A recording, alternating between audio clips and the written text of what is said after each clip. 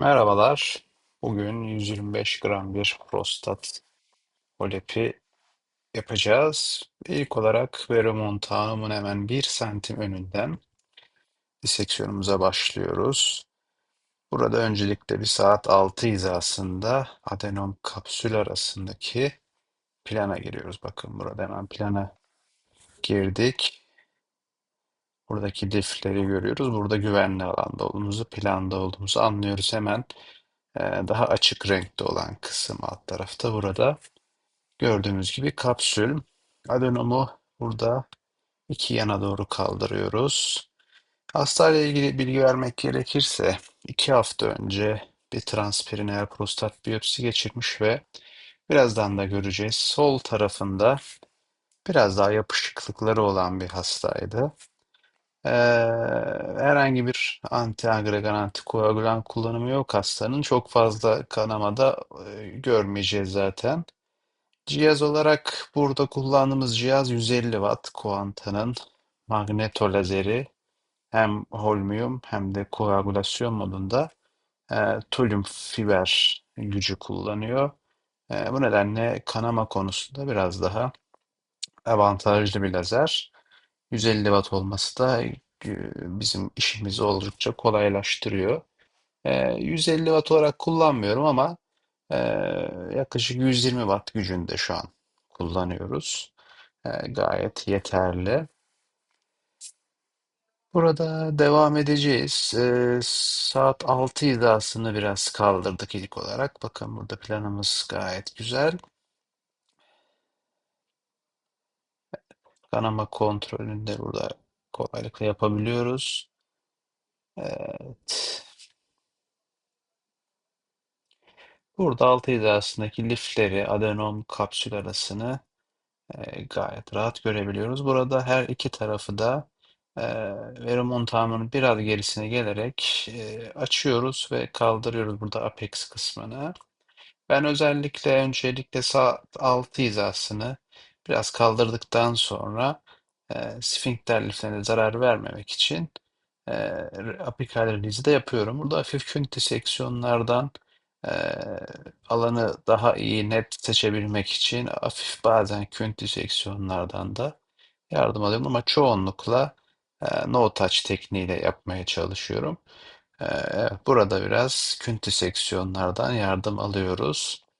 Evet, bakıyorum burada biraz geri geldiğimizde diğer taraftan biraz asimetrik oldu. Buranın da biraz açacağız apex kısmına doğru. Burada bakın biraz daha fazla heterojen sol lob.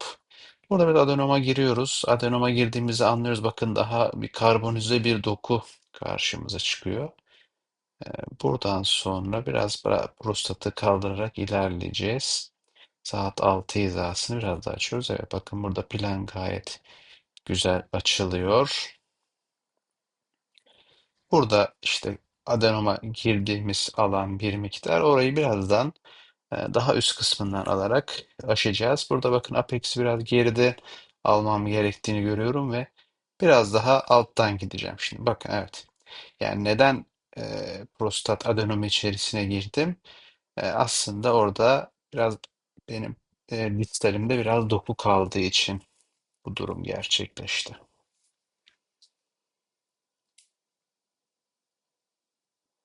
Evet, ilerledikçe bakın. Şimdi apikal release'imizi gerçekleştireceğiz. Mesane boynunu gördük. Ve remontanımı gördük. Remontanıma kafayı kaldırdığımız yerden hemen bakın buna ters U şeklinde önce sol lobun apex mukozasını çiziyoruz ki sfinkteri itme, çekme gibi durumlarla karşılaşmayalım. Evet, burada biraz daha derinleşiyoruz. Şimdi sağ tarafa aynısını yapacağız. Burada ters U diyebiliriz, ters V diyebiliriz. Ne dediğimiz çok fark etmez. Burada mukozayı çiziyoruz ve sfinkteri kurtarıyoruz burada. Evet, iki tarafında mukozasını burada birleştiriyoruz. Bakın lifleri görüyoruz. Lifleri görmemiz prostat adenomu kapsülünden sıyrıldığı anlamına geliyor burada. Evet. Bu liflerden devam ettiğimizde aslında güvenli alandayız. Her iki tarafta da bu alana girdik. Apikal release yaparken mukozayı çiziyoruz. Tabii çok hafif adenom dokuları kalması çok önemli değil. Önemli olan biraz sfinkteri korumak burada. Evet, burada alana tekrardan giriyoruz. Biraz adenom dokusu kalmıştı. Onu aldık.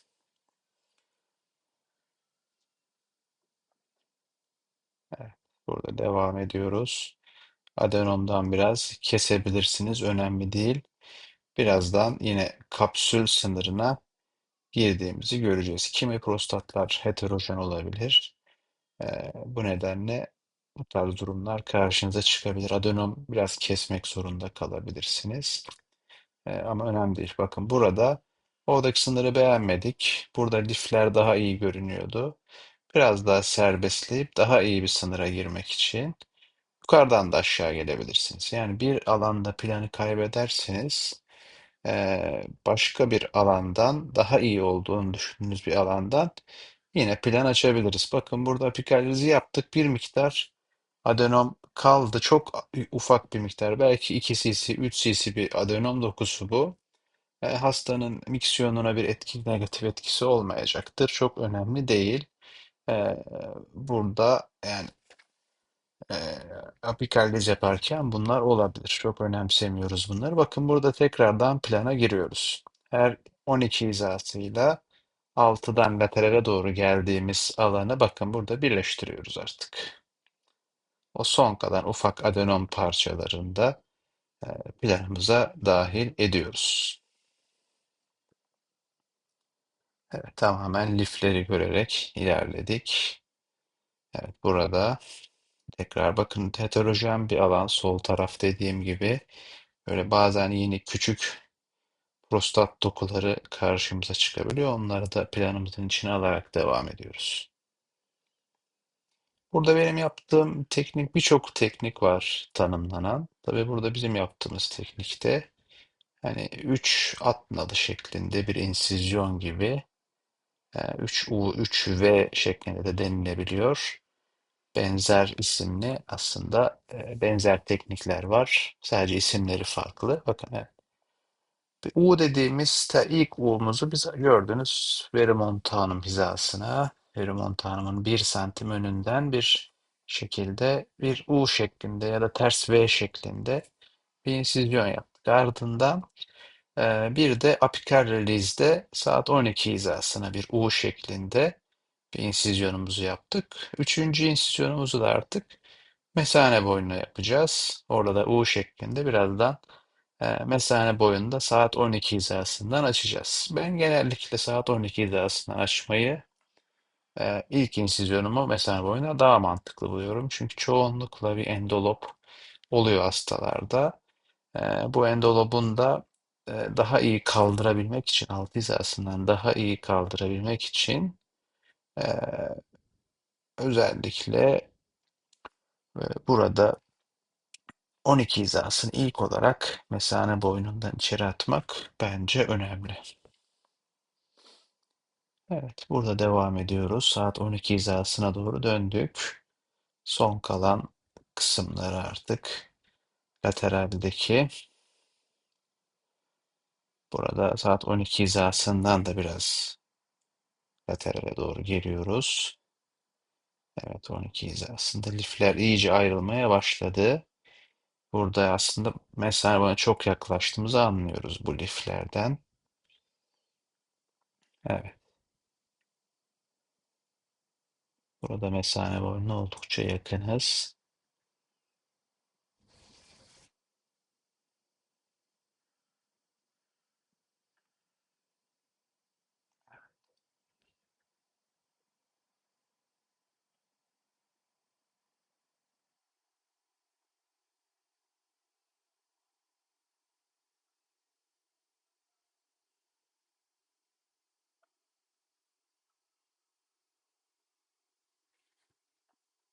Burada artık mesane boyuna iyice yaklaştık.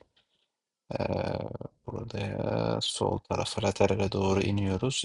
Aşağıdaki diseksiyon planımızla burayı birleştireceğiz birazdan.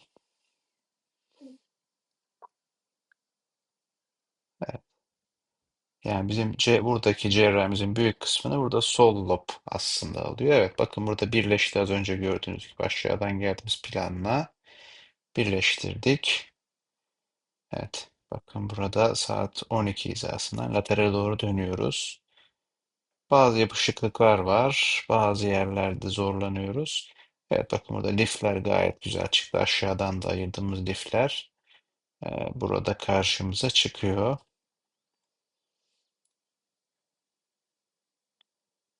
Evet, burada aşağıyla birleştirdik artık gayet güzel bir şekilde. Burada biraz bakın, diseksiyona biraz daha devam etsek burada kapsül perforasyonu gerçekleşebilir.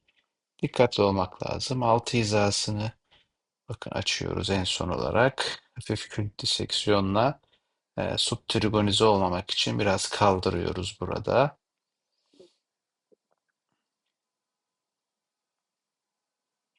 Evet. Sürekli pedal değiştirmiyorum. Burada aslında koagülasyon e, pedalını çok nadir kullanıyoruz. Hafif uzaktan yaptığımız e, kat pedalı kullanımları da yeterli, bize koagülasyonu sağlıyor aslında. Evet, burada sol alt taraftan lateral tarafa doğru geldik. Bakın bu az önce biraz incelmiş olan kapsül alanıydı. Burada biraz dikkatli olup iyice adenoma doğru artık yanaşıyoruz. Bir diğer dikkat etmeniz gereken şey, fiberin odak noktası. Fiberi aslında sadece ilk U insizyonu yaparken Vero Montanum'un ön kısmında kullandım. Saat 6 hizasında. Daha sonra bu fiberimi ben çoğunlukla saat 12 hizasında kullanıyorum. Burada da görüyorsunuz çoğunluğu saat 12 hizasında geçiyor diseksiyonların. Evet, burada iyice artık üst loba doğru yaklaştık.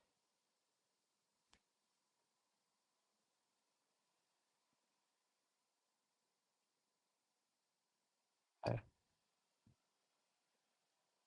burada 12 hizasına döndük artık. 12 hizasından birazdan mesane boynunu açacağız. Evet, burası çok ince görüyorsunuz. Mesane boyunu açtık artık. Son bir yerimiz kalmıştı. Mesane boyunu da açtık.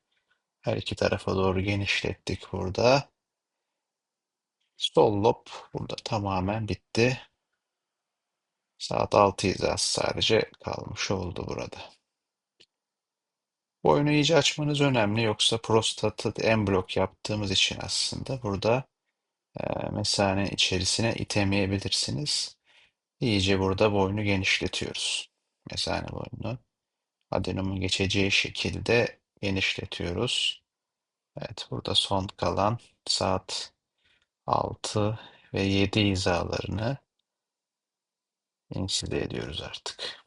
Evet, burada mesane içi. Daha öncesinde taşlarımızı kırmıştık. Mesane taşları vardı hastanın. Burada yine saat 6 hizasını aldım. Çünkü biraz boynu düşmem gerekiyor. Yüksek kalmaması lazım. Evet, bakın burada subtrigonize olmaktan çok iyice yukarı kaldırmışız prostatı. Gayet güzel. Şimdi sağ tarafın diseksiyonuna geçeceğiz. Aslında genellikle paralel gitmeye çalışırım. Her iki tarafı da eşit şekilde ilerleyerek mesane boyuna kadar gitmeniz tabii önerilir. Ama burada biraz sol lobun yapışıklıkları nedeniyle, heterojenliği nedeniyle biraz sol loba burada odaklanmış olduk. Sağ lob çok daha rahat ayrılıyor. Bakın diseksiyonu çok daha rahat. Sağdaki heterojenlikler yok.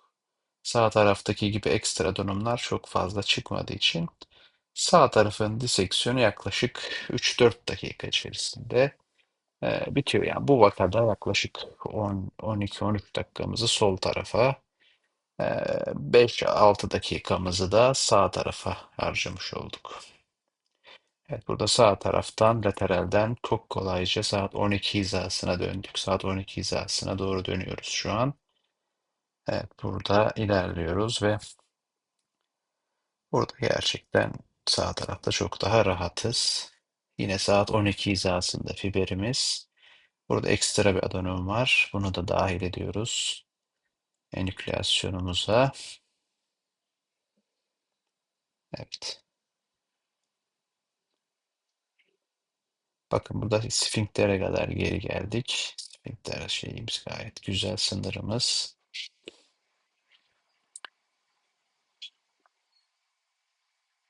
Perimontandan. Burada son distalde kalan bir yer var mı diye bakıyoruz. Evet, gayet güzel. Distal kısımdaki diseksiyon gayet iyi olmuş. Herhangi bir tutan yerimiz yok. Burada artık saat 6 hizasını laterale doğru kaldırıyoruz.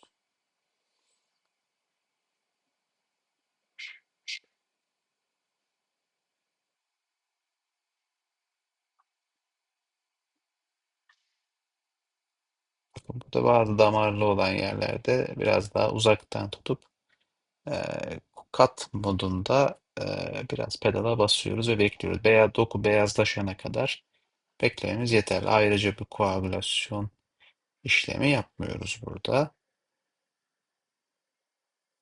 Çünkü mesela boyuna yaklaştıkça biraz kanamalar, özellikle tur prostatlarda da öyle 5-7 hizalarında kanamalar görebiliyoruz. Oralarda biraz daha yavaş gidip biraz daha kesme modunda daha yavaş yavaş bu şekilde diseksiyon yapabiliyoruz. Daha künt değil de daha kesme modunda bunları yapabiliyoruz.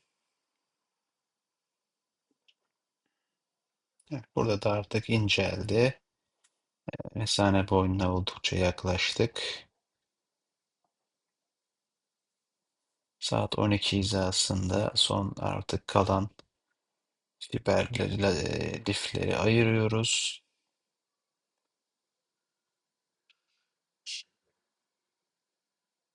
Evet, burada lifler farklılaştı. Evet, bakın burada da mesane boyunu açtık.